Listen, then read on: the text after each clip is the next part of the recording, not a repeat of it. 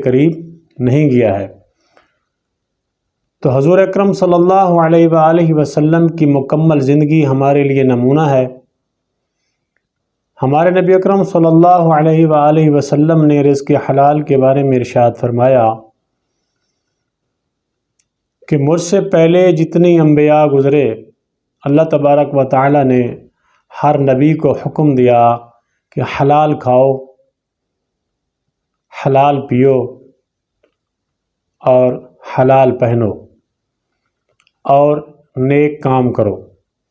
یعنی ہمارے نبی اکرم صلی اللہ علیہ وآلہ وسلم نے اس بات کی وضاحت کر دی کہ حضرت آدم سے لے کر حضور اکرم صلی اللہ علیہ وآلہ وسلم تک جتنے انبیاء گزرے، سب کو اللہ تبارک و تعالیٰ کی ذات نے یہی حکم دیا، اور ان کی امتوں کے بارے میں بھی یہی حکم ہے کہ وہ بھی حلال کھائیں، حلال پئیں اور حلال پہنیں۔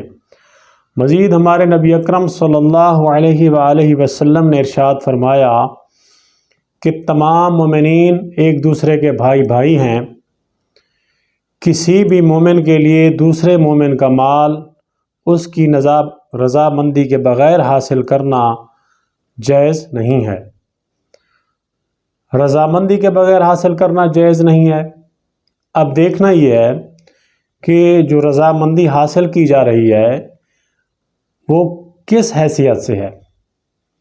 مثال کے طور پر اگر کوئی مومن شخص نے کسی دوسرے شخص پر کوئی مقدمہ کیا ہوا ہے اور کوئی تفتیشی افیسر ہے، وہ تفتیش کر رہا ہے اور وہ اس کی رضامندی یہ کہہ کر حاصل کرتا ہے کہ اگر تم اتنا مال، دولت یا پیسہ دو گے تو ہم تمہاری اس مقدمے میں مدد کریں گے اور تمہارے ملزم کو چالان کریں گے۔ اگر کوئی مومن ناجائز کسی مقدمے میں ملوث ہے اور تفتیش کنندہ اس مومن کی رضامندی اس حیثیت سے حاصل کرتا ہے، اس مسلمان کی رضامندی اس حیثیت سے حاصل کرتا ہے کہ اگر تم اتنا مال، دولت یا رقم نہیں دو گے تو پھر تم اس مقدمے میں چالان ہو جاؤ گے، تمہیں گنہگار لکھ دیا جائے گا۔ تو اس طریقے سے رضامندی حاصل کرنا یہ رضامندی نہیں ہے، بلکہ رضامندی وہ جو کسی بغیر جبر کے اور بغیر کسی استحصال کے لیے ہو، نہ کہ ناجائز ذرائع سے کسی کی رضامندی حاصل کرنا اور اس سے مال بٹورنا۔ یہ صریحاً گناہ ہے